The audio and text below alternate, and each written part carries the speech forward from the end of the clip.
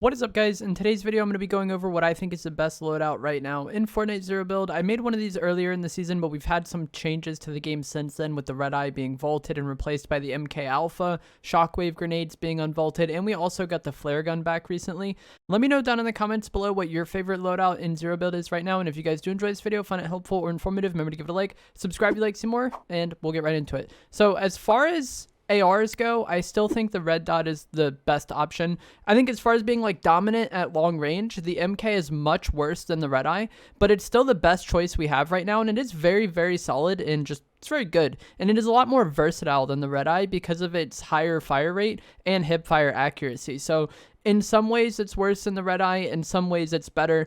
It's going to do the job most of the time. You know, you just put the dot where you want it, you shoot, it's good to go. It does have recoil, but if you pull down slightly when shooting, you're going to counter most of that recoil. The only time I really tap fire this weapon is at like extreme long range, or maybe if somebody is gliding. I feel like I've had more success tap firing on them if they're very far away.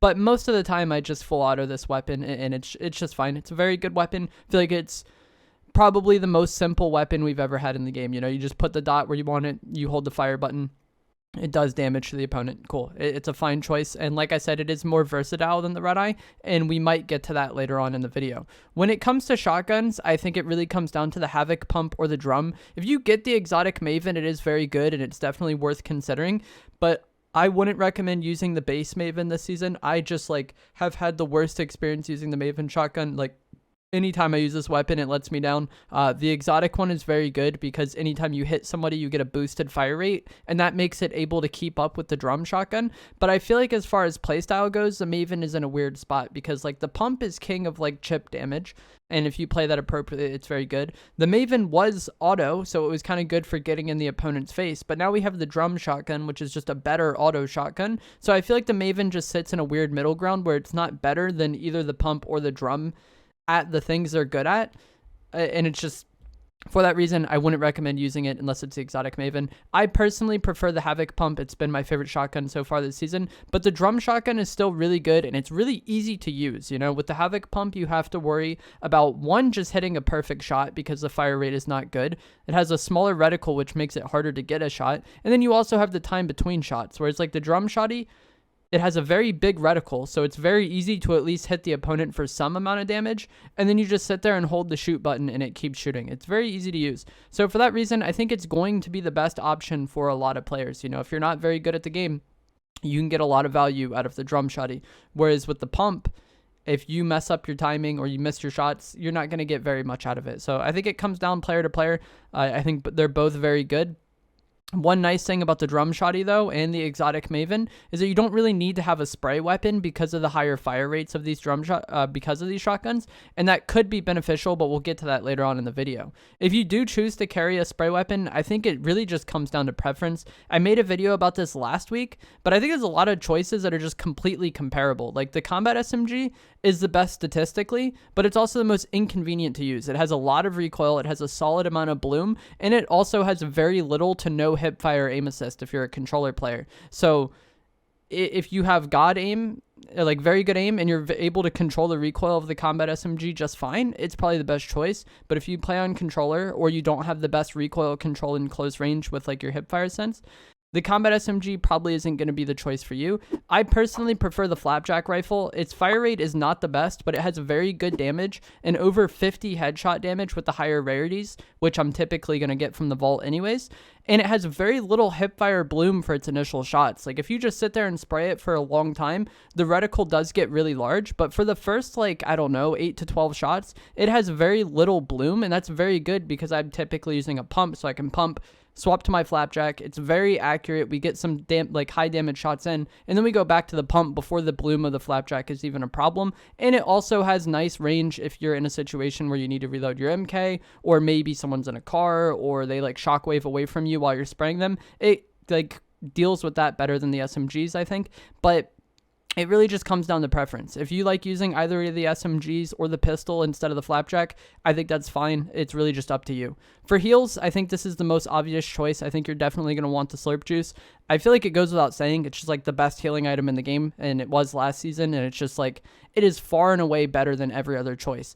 You can use it very quickly, and it heals both regular HP and shield at the same time for 120 each. So you could be at 1 HP, drink this, and then you're going to be at 100, even if you take like small amounts of damage while you're healing with it. You get these from opening the vaults that spawn at 2nd zone, opening the combat cache that spawns in 3rd zone, or capturing the island flag that spawns in 4th zone, and it is just the best healing option. I would definitely recommend going for one of those things and trying to carry this.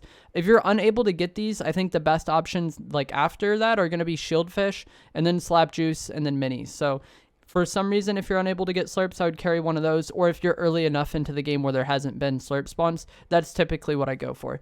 Finally, when we come to utility, shockwaves run vaulted, and this was a huge change for Chapter 4 Season 3 because it's the only mobility item in the game right now, and it is very, very good. I love carrying these.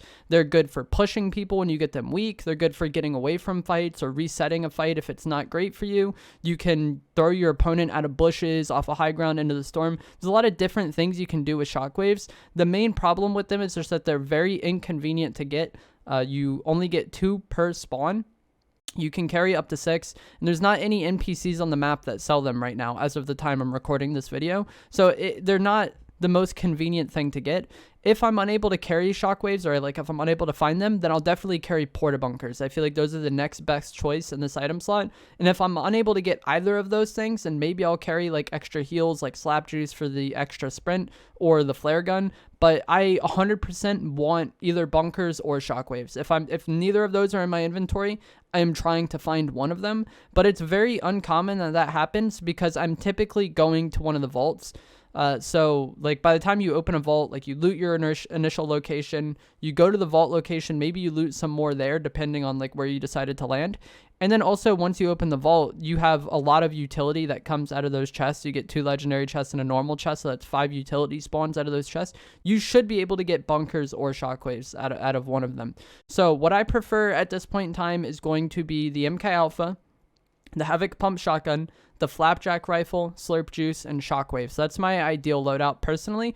Like I talked about in this video though, there's a lot of different like kind of substitutions you can make. And if you did want to carry an extra like situational items like bunkers, like extra bunkers or extra shockwaves, a sniper, or like the flare gun, I think the easiest play or the most convenient thing to do is to drop your spray weapon. So at that point, your only 2 like main weapons are going to be your choice of shotgun and then the MK Alpha.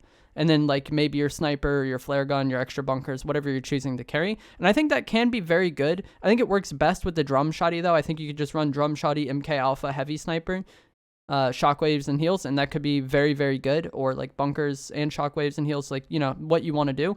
But pump MK Alpha can be solid as well if you really need that extra utility. But it's just like kind of not ideal because like if you're using pump spray weapon, and it's like an urgent situation where you're fighting the drum shotty, I feel like the lack of DPS you get from the MK Alpha compared to some of the other spray weapons could come back to bite you in that situation. But like if you are fighting pump spray versus drum incredibly up close, that's not ideal anyways. So it's really up to you. But if I was just going to run a 2-gun loadout, it would be MK Alpha and drum shotty. But the Havoc Pump can be quite good in that as well. Like the MK Alpha, it's good enough as a spray weapon, it's just not great. And then another like honorable mention that I wanted to talk about was going to be the Breacher Shotgun. This is probably the most underrated weapon in the game right now. I'm probably going to make a video on it soon.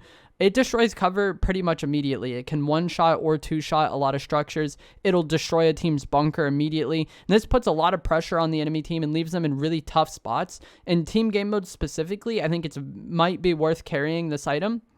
It's just super inconvenient to use as a shotgun because it shoots a slug. So you trade the consistent damage and insane range and ability to 1-shot structures for a shotgun that's very inconvenient to use as a shotgun. You get no pellet spread. You either hit your shot perfectly or you miss it. That makes it not that great for shotgun fights, especially if you're dealing with a drum shotty, which is what a lot of players use.